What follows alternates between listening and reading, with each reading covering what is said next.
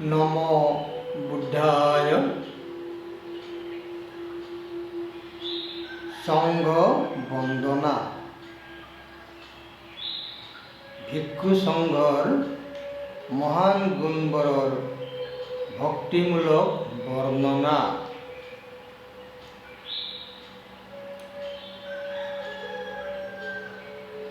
सुपटिपन्न भगवत शावक संघ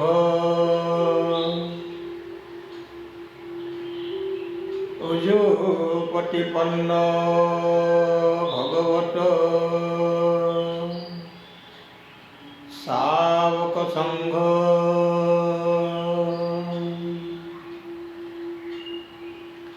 न्याय प्रतिपन्न भगवत शावक संघ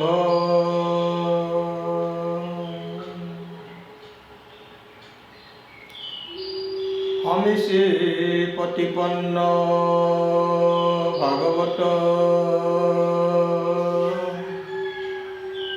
शावक संघ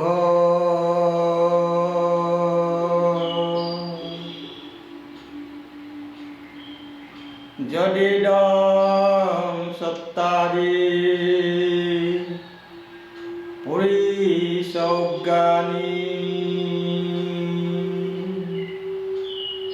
अर्थ पुरीस पुद्गला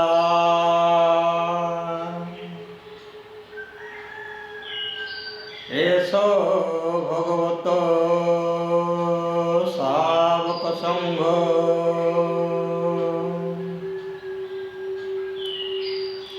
आहुनेय पाहुनेय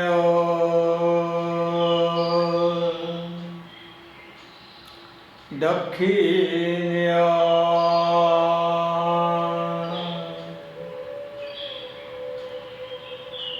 अंजलि करणेय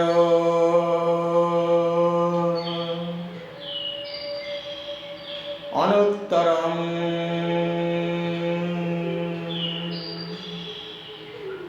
पुण्यक्षेत्रम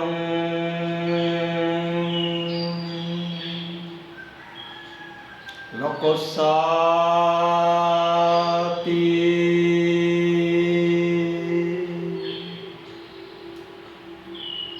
नमो तस्स अर्थ हरिय पुद्गला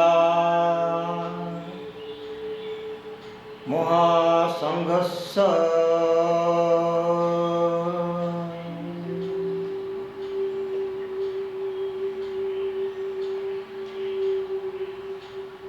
भगवान बुद्धर भिक्षु संघ सुपटिपन्न भगवत शावक संघ भगवानर श्रावक संघत सुप्रतिपन्न अर्थात ভাল महान उत्तम पथेरे अग्रसर महान निर्वाण लाभर पथेरे अग्रसर जगतर श्रेष्ठ पथेरे अग्रसर हे सुपटिपन्न भगवत भगवानर शावक संघ श्रावक संघ श्रावक मनोजागेरे श्रवण करा श्रमण भिक्षु संघ उपदेश और अनुशासन सुंदर रूपे पालन करे बारे श्रावक संघ सुप्रतिष्ठित श्रावक संघ हे सुप्रतिपन्न ভগৱান বুদ্ধৰ ভিক্ষু সংঘ অনুশাসনমূলক, বিনয়মূলক, সাধনামূলক আৰু শীল সমাধি প্ৰজ্ঞামূলক। ভিক্ষুসকলে অকল পাপৰ পৰা বিৰত থাকিলেই নহ'ব, পাৰমিত পুণ্য উপাৰ্জন কৰিব লাগিব। মানুহক বা প্ৰাণীবোৰক অকল অহিংসা কৰিলেই নহ'ব, দয়া, কৰুণা আৰু মৈত্ৰীৰে ব্ৰহ্মবিহাৰ কৰিব লাগিব। ভিক্ষুসকলে সকলো সময়তে চঞ্চল মনক দমন কৰি ৰাখিব লাগে, শাসন কৰি ৰাখিব লাগে, পৰিশুদ্ধ পবিত্ৰ কৰি ৰাখিব লাগে। ইয়াৰ বাবে তেওঁলোকে উঠোতে বহোতে, খাওঁতে শুওঁতে, কওঁতে লওঁতে, চাওঁতে যাওঁতে সকলো সময়তে বিনয় পালন কৰিব লাগে, অনুশাসন পালন কৰিব লাগে। প্ৰায় 200টা বিনয় নীতি পালন কৰিব লাগে। সকলো সময়তে ভাৱনা কৰিব লাগে যে সমাজ ধৰ্মত সকলোবোৰ অনিত্য, সকলোবোৰ পৰিৱৰ্তনশীল, সকলোবোৰ অস্থায়ী, সুখময় ভৱাবোৰ প্ৰকৃততে দুখময়,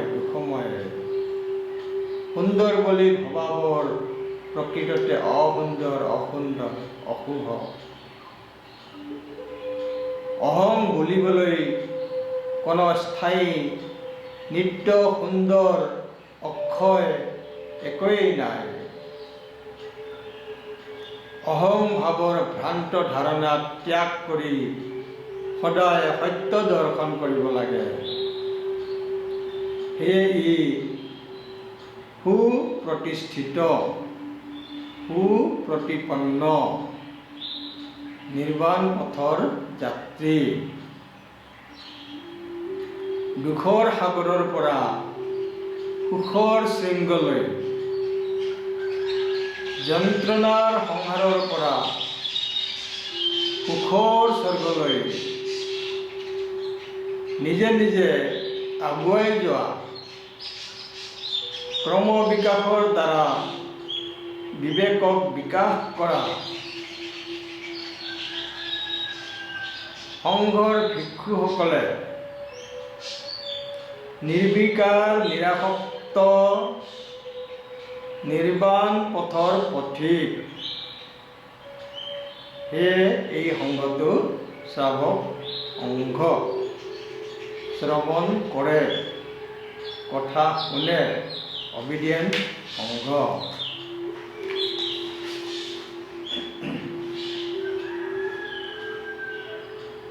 ভগৱান বুদ্ধৰ ভিক্ষু সংঘ উজুপতিপন্ন ভগৱত শ্ৰাৱক সংঘ। উজুপতিপন্ন, সহজ সৰলভাৱে নিৰ্বাণগামী পথেৰে অগ্ৰসৰ হোৱা সংঘ। সেয়ে ই উজুপ্ৰতিপন্ন।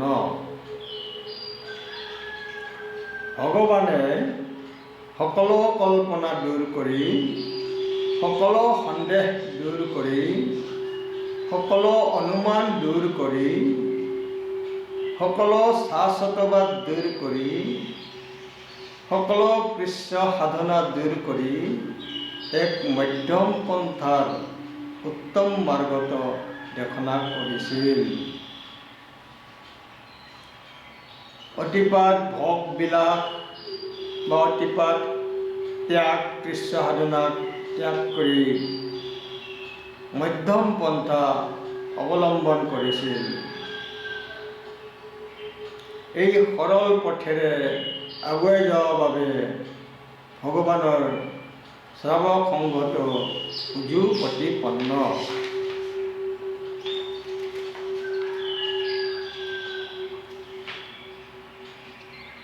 ন্যায় প্ৰতিপন্ন ভগৱত শ্ৰাৱক সংঘ। নিৰ্বাণ লাভৰ যথাৰ্থ সংঘ, সেয়ে ই ন্যায় প্ৰতিপন্ন। অষ্টাংগিক মাৰ্গটোৱে নিৰ্বাণ লাভৰ একমাত্ৰ পথ, একমাত্ৰ মাৰ্গ, একেই হি মগ্গ। ইয়াৰ বাহিৰে আন কোনো পথ নাই, সেয়ে ই ন্যায়, উচিত তথা উত্তম পথ, ন্যায় প্ৰতিপন্ন।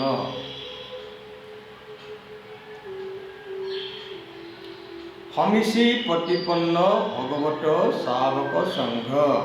সমীচী, সমীচী শব্দৰ অৰ্থ সমীচীন, যথাৰ্থ, উত্তম।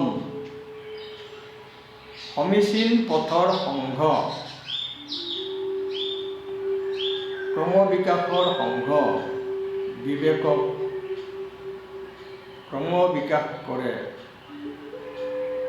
ক্ৰমান্বয়ে শ্ৰোতাগামী, অক্ৰীড়াগামী, অনাগামী আৰু অৰহত কৰে। অৰহতসকল নিৰ্বাণ পথৰ যাত্ৰী হৈ পৰে। সেয়ে ভগৱানৰ শ্ৰাৱক সংঘটো সমীচী প্ৰতিপন্ন। নিৰ্বাণ লাভৰ বাবে একেই হি মগ্গ, একমাত্ৰ পথ, বিবেকৰ ক্ৰমবিকাশ।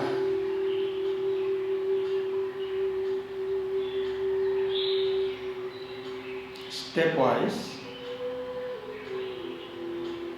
শ্ৰোতাগামী হ'বই লাগিব। শ্ৰোতাগামী হ'লেহে সক্ৰীতাগামী হ'ব পাৰিব। সক্ৰীতাগামী হ'লেহে অনাগামী হ'ব পাৰিব। অনাগামী হ'লে অৰহত হ'ব পাৰিব। অৰহত হ'লেহে নিৰ্বাণ সাক্ষাৎ কৰিব পাৰিব। প্ৰকৃতিৰ পদ্ধতিগত ধৰ্ম। এই সংঘই এই পথেৰে আগুৱাই যায়। সেয়ে ভগৱানৰ শ্ৰাৱক সংঘটো সমীচী প্ৰতিপন্ন।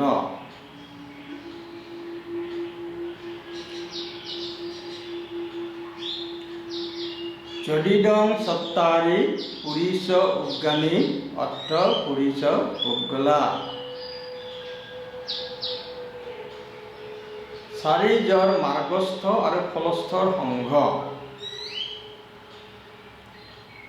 অষ্টম আৰ্য পুৰুষ। চত্বাৰি পুৰীশ উদ্গানী। চাৰিজৰ মাৰ্গস্থ ফলস্থৰ সংঘ। অৰ্থ পুৰীশ পুগলা। অষ্টম আৰ্য পুৰুষ। কেনেকুৱা? সেইটো হ'ল শ্ৰোতাপতি মাৰ্গস্থ শ্ৰোতাগামী আৰু ফলভোগকাৰী ফলস্থ। সেই মাৰ্গেৰে আগুৱাই গৈছে আৰু অৱশেষত ফল ভোগ কৰিছে। সক্ৰীতাগামী মাৰ্গস্থ আৰু ফলস্থ। সেই মাৰ্গেৰে আগুৱাই গৈছে আৰু ফল ভোগ কৰিছে। অনাগামী মাৰ্গস্থ আৰু ফলস্থ। অনাগামীলৈ উন্নত হৈছে, সেই মাৰ্গেৰে গভীৰলৈ আগুৱাই গৈছে আৰু ফল ভোগ কৰিছে। অৰহত মাৰ্গস্থ আৰু ফলস্থ। অৰহত হ'বলৈ আগুৱাই গৈছে আৰু অৱশেষত অৰহত হৈ ফল ভোগ কৰিছে। অৰ্থ পুৰীশ পুগলা। এই 8 প্ৰকাৰৰ পুৰুষৰ সংঘ, নিৰ্বাণ পথৰ সংঘ। যদিদম চত্বাৰি পুৰিষ উদ্গামী অৰ্থ পুৰিষ পুগলা। আহুনেয় আহ্বানৰ যজ্ঞ, দ্ৰব্য সামগ্ৰী দানৰ যজ্ঞ,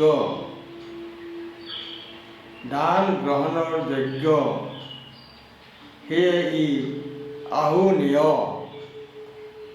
আহুন শব্দৰ অৰ্থ 4 প্ৰত্যয়, যেনে শিৱৰ পিণ্ডপাত, ঔষধ, বিহাৰ আদি, শয়নাসন, এইবোৰ দানৰ যজ্ঞ আহুনেয়।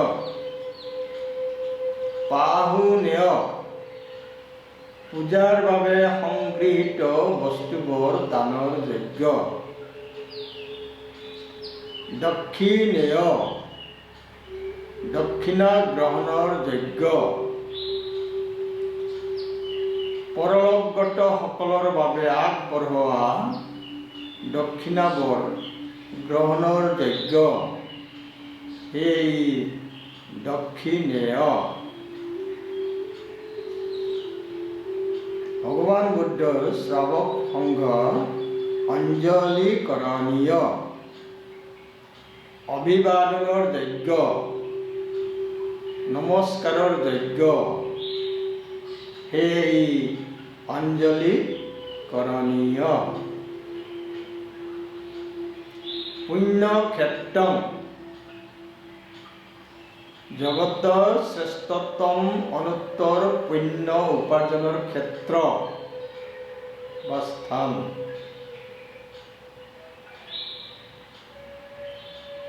জগতত বহুতে বহুত ধৰণে হয়তো পুণ্য উপাৰ্জন কৰিব পাৰে, পাৰমী উপাৰ্জন কৰিব পাৰে, কিন্তু শ্ৰাৱক সংঘৰ সমান কোনেও নহয়।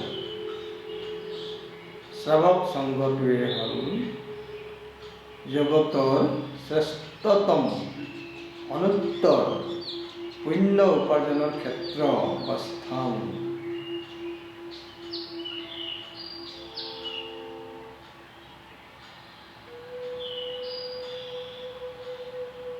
সকলো সময়তে দিনে নিশাই সাধনাত স্থিত, ভাৱনাত স্থিত,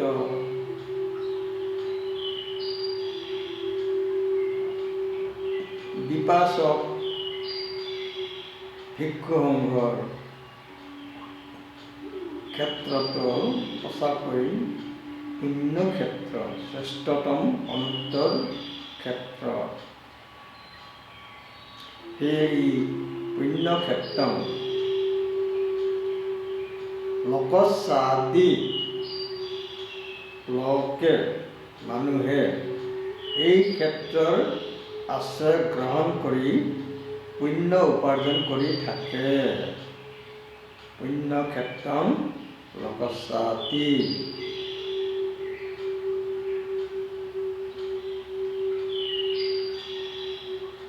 পুণ্য উপাৰ্জন কৰিবলৈ হ'লে নিৰ্দিষ্ট পৰিৱেশ লাগে, নিৰ্দিষ্ট পদ্ধতি লাগে, নিৰ্দিষ্ট ভাৱনা লাগে, নিৰ্দিষ্ট সাধনা লাগে।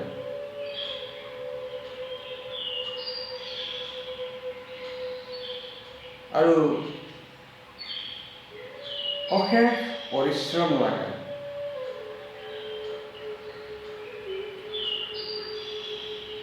বহুত কষ্ট কৰিব লাগে।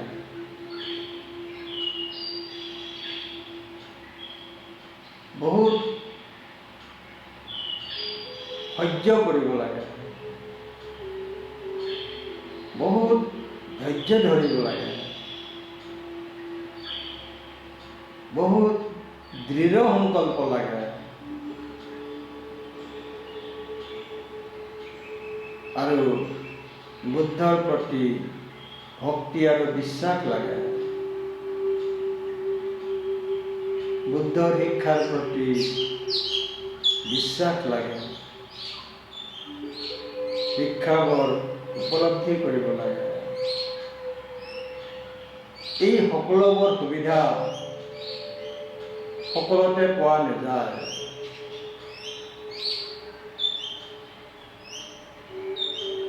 শ্ৰাৱক সংঘৰ বিপাসনা সাধনা কেন্দ্ৰ এই সুবিধাবোৰ পোৱা যায়। পুণ্য উপাৰ্জনৰ উত্তম ক্ষেত্ৰ, উত্তম স্থান। এই হেন সুন্দৰ গুণৰ অধিকাৰী মহান সংঘক মই কৰজোৰে বন্দনা কৰিল।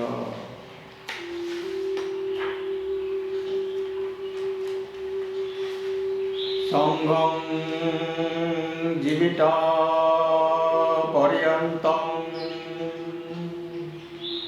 শৰণং গচ্ছামি।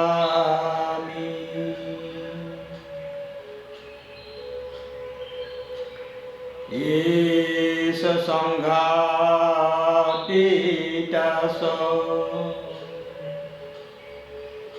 ঈশ সংঘানাগতা।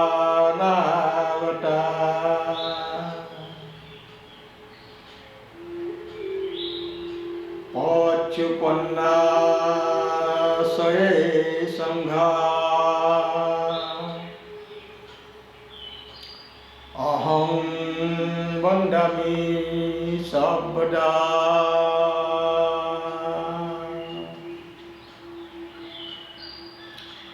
নথি মে শরণায়ং সংঘ মে শরণং বরং। এতেন হচ্ছবজ্যেন হোতু মে জয়মঙ্গলম।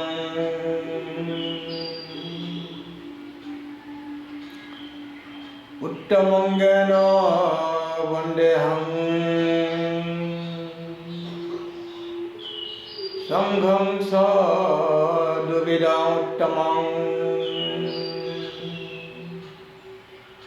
সংঘয় কলিতদসু সংঘ ক্ষমতু তং মম।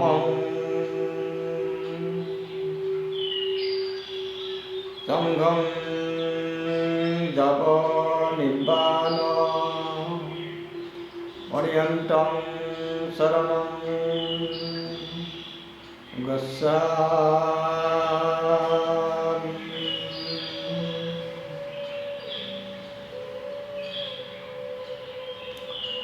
মই যাৱজ্জীৱনৰ বাবে শীল সমাধি প্ৰজ্ঞাৰ সংঘত শৰণ লল।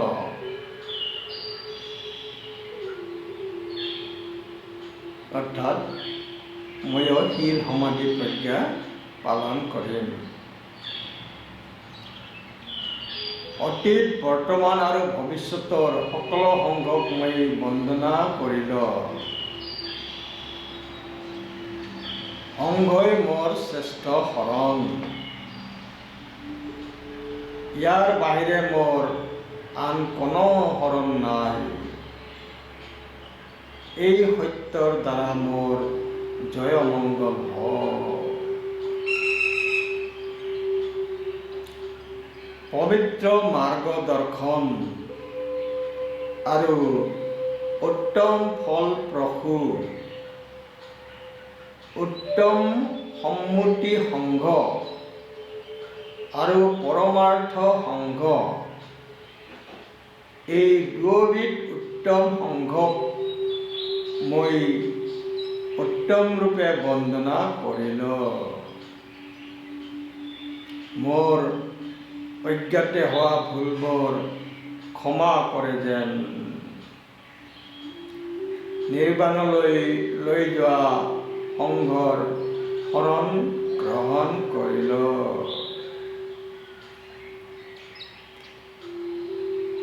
ভৱতু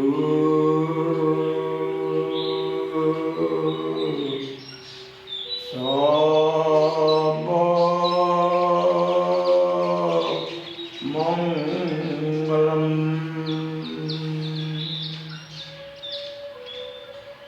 भवतु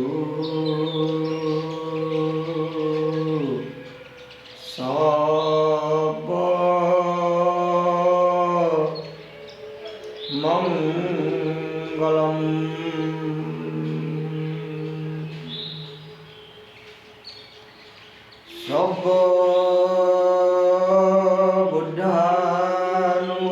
सर्वबुद्धानुभावेन सदा शक्ति भवन्तु ते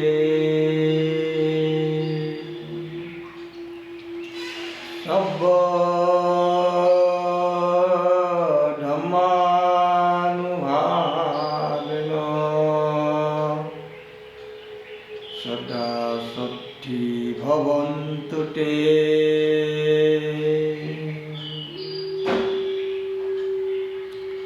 सर्व